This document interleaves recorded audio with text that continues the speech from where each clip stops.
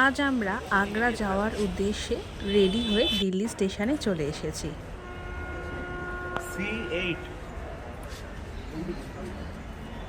টিকিটে আমাদের platform number বা সমস্ত কিছুই বলা আছে, তো সেই অনুযায়ী আমরা এখন সেই জায়গায় গিয়ে যাচ্ছি। এদিকে C8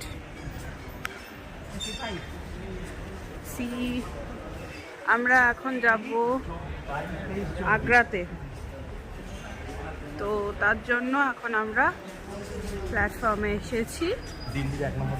দিল্লির 1 নম্বর প্ল্যাটফর্ম। রাতের দিল্লি স্টেশন, রাত নয় এখন ভোর।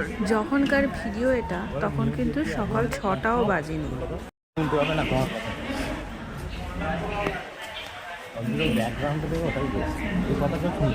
নিউ দিল্লির 1 নম্বর প্ল্যাটফর্ম থেকে আমরা এখন ট্রেনে উঠবো। 12,002 ট্রেন নাম্বার হচ্ছে 12,002। এটা বলা থাকলে কি আমি যখন বলবো তখন আমার মনে থাকবে। শতাব্দী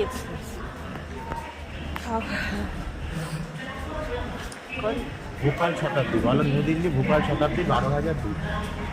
নিউ দিল্লির ভোপাল শতাব্দী 12,002। তো ট্রেন আসুক, তারপর ট্রেন এখন আসেনি, ট্রেন আসুক তারপর আমি আবার আসছি।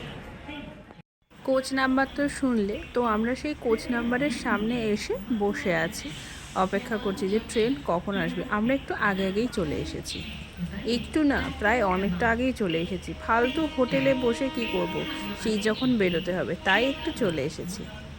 চলো ট্রেন আসছে, এবার উঠে পড়ি। একদিকে ছিল 3 সিটের আর একদিকে ছিল 2 সিটের। তো 2 সিটেরটায় প্রথমে আমি আর অর্পিত বসেছিলাম, তারপর অর্পিত বলল মা ওখানে একা একা বসতে পারবে না, তাই মাকে আমার সাথে নিয়ে অর্পিত 3 সিটের সাইডেরটায় বসে পড়েছে। আজ আমরা যাচ্ছি আগ্রা তাজমহল দেখতে। আমার অনেক দিনের ইচ্ছা ছিল আমি তাজমহল দেখব। আর শুধু আমার না, আমার মায়েরও একটা স্বপ্ন পূরণ হচ্ছে, আজ তাজমহল দেখতে যাচ্ছি। তাই আমার দাদু চাকরি করতেন পুলিশে, সেই সূত্রে তাজমহলে যখন পোস্টিং পড়েছিল, তো সেখানকার একটা ছবি আমাদের বাড়িতে আছে। তো মা দেখে ভাবতো যে কবে সেখানে যাবে, গিয়ে ছবি তুলবে, এরকম দেখবে। মায়ের যে সেই স্বপ্ন পূরণটা করতে পারছি, এটা ভেবেই না আমার খুব ভালো লাগছে।